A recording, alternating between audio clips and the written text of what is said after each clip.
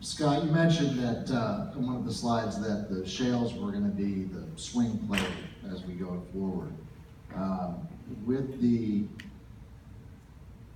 relative quickness that all those opportunities, completions can come back online, is there, in your mind or what you've seen, an idea that with the reduction in workforce and the ability for companies to bring new employees or new contractors back into the business, a slowdown in the ability for those companies to actually produce as quickly as they had in the past?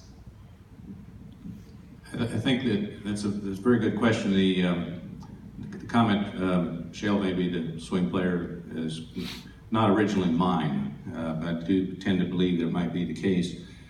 As you lose talent, as you stack equipment, it has to come back online, so there is going to be a delay. But I think the argument that's being made is that delay will be less than some of the larger conventional projects. And we all know that shale plays out faster than some conventionals. But the idea is that we can move a rig in, leave it in place, and do horizontal drilling and fracking and do a lot more without having to move that rig.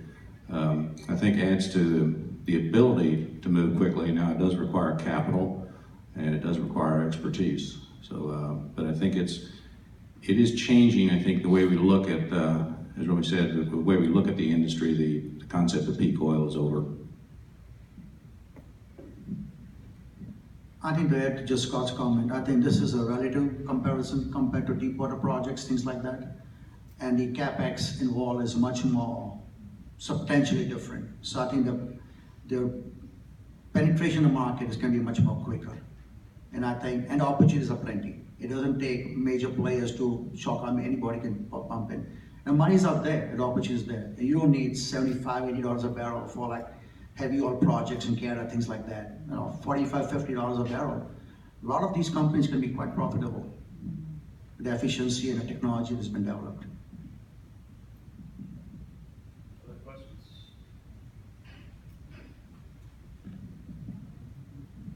Dr. Modi, do you think Jonas Salk was an innovator?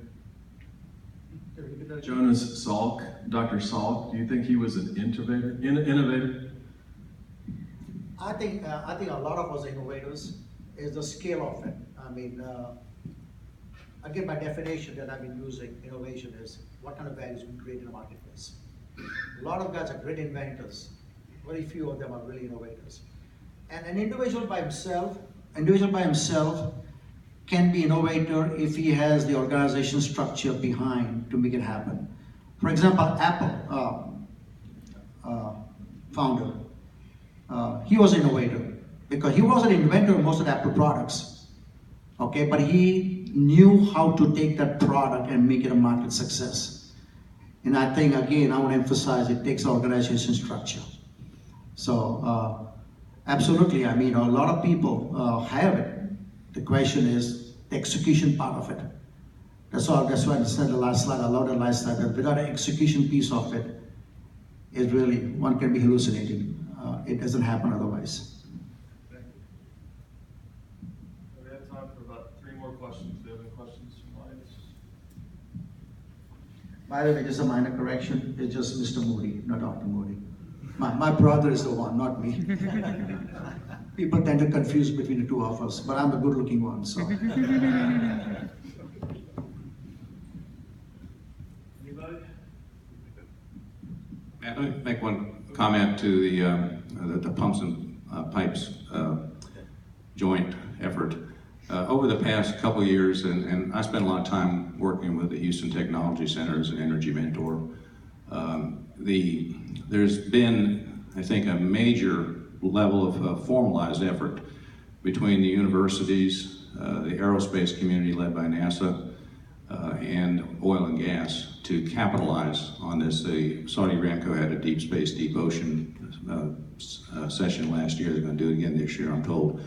And one of the things that I saw in that was, to his point of medicine, it was billed as deep space, deep ocean, and then they had a whole section on medicine, and I learned for the first time some of the things that they can do. A little video they showed around making major repairs to the heart, as he said, as a fishing expedition, without actually cutting the chest open. So there's a tremendous amount of technology. I just echo the point, there's a tremendous amount of technology in this town, and a lot of it's available pretty inexpensively because it's entrepreneurs and universities.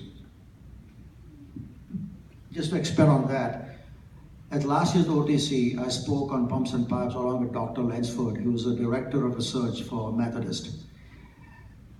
And in his presentation, the one thing that caught people's attention was that he talked about using the fracking technique to form new connections in the arteries.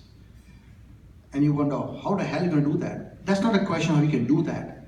The fact that you're even talking about exploring the concept of fracking by making new connections is potentially viable if you can just find the right solution for it. But I think it just opens up your thinking from the ordinary, and I think that's the essence over here.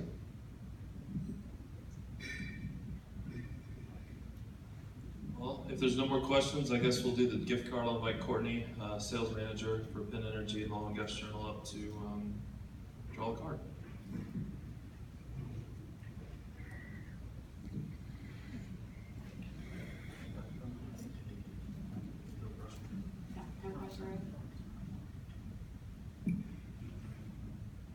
James Byers.